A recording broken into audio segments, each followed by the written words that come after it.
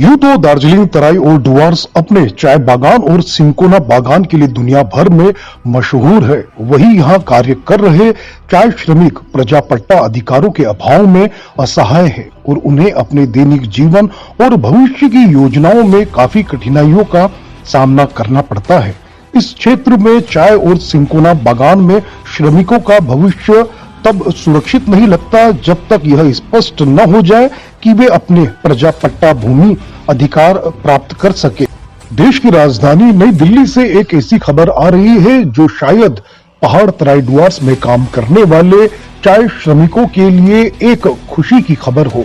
आपको बता दें कि राजू बिष्ट जो लगातार कई समय से चाय बागान श्रमिकों के लिए काम कर रहे हैं, उनके दफ्तर से एक जानकारी प्राप्त हुई है।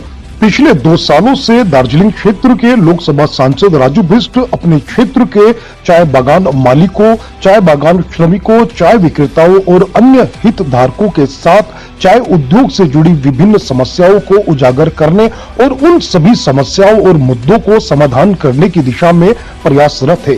गौरतलब है कि सांसद राजू बिष्ट श्रम संबंधी संसदीय स्थायी समिति और वाणिज्य संबंधी संसदीय स्थायी समिति का हिस्सा है और चाय बागान से संबंधित मुद्दों पर सुनवाई के लिए चाय उद्योग के विभिन्न हितधारकों के साथ राजू बिष्ट को संसदीय समिति में अपने मुद्दों को रखने के लिए संभवतः इतिहास में पहली बार आमंत्रित किया गया।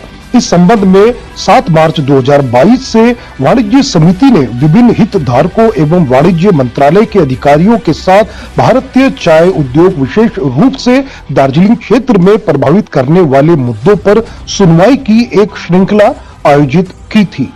हाल ही में विशेष रूप से चाय श्रमिकों की भलाई सुनिश्चित करने के लिए समिति ने विशिष्ट निष्कर्ष और सिफारिश की है जो इस प्रकार है। प्रजापट्टा मुद्दे का गहराई से अध्ययन करने के लिए प्रतिष्ठित व्यक्तियों का एक निकाय बनाया जाए।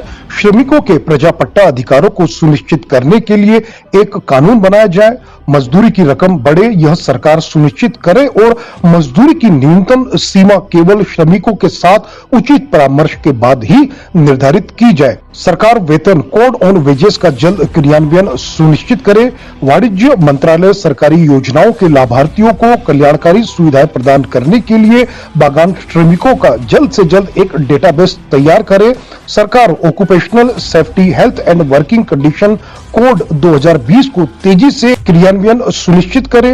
वाणिज्य मंत्रालय पड़ोसी देशों से कम गुणवत्ता वाली सस्ती चाय के आयात को रोकने की दिशा में एक मजबूत और सार्थक विकल्प पर काम करेगी। दार्जिलिंग जिले में NBL मान्यता प्राप्त गुणवत्ता नियंत्रण प्रयोगशाला की स्थापना के साथ साथ सरकार एक मजबूत प्रशासनिक ढांचा और आयात निरीक्षण व्यवस्था सुनिश्चित करेगी।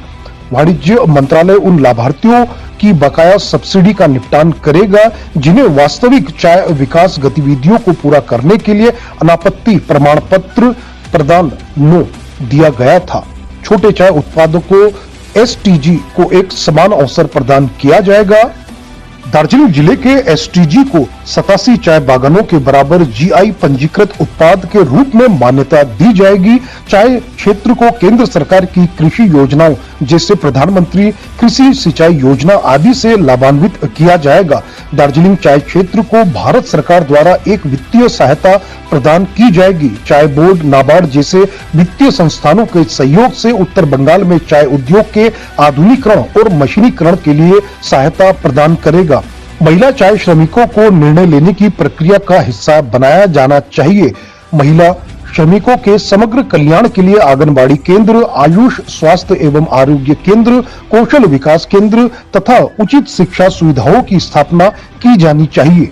राजू बिष्ट ने इस मुद्दे पर कहा कि कुछ दिन पहले जब पश्चिम बंगाल की मुख्यमंत्री ममता बनर्जी ने राज्य के मुख्य सचिव को चाय बागानों के श्रमिकों को होम स्टे शुरू करने की अनुमति देने की संभावनाएं तलाशने के लिए कहा, कई राजनीतिक चाटुकार और TMC का दुष्प्रचार नेटवर्क एक्टिव हो गया था, मगर उनमें से किसी ने मुख्यमंत्री से यह पूछने की जहमत नहीं उठाई कि चाय बागान के मजदूर होम स्टे कैसे शुरू कर सकते हैं जब उनमें से अधिकांश कंपनी द्वारा आवंटित 2 कमरों के क्वार्टर में रहते हैं और उन्हें अपने आवास का विस्तार करने की अनुमति भी नहीं दी जाती है। राजू बिष्ट कहते हैं कि चाय उद्योग हमारे दार्जिलिंग हिल्स, तराई और डुवर्स क्षेत्र के अधिकांश लोगों के लिए आय और रोजगार का मुख्य स्रोत है।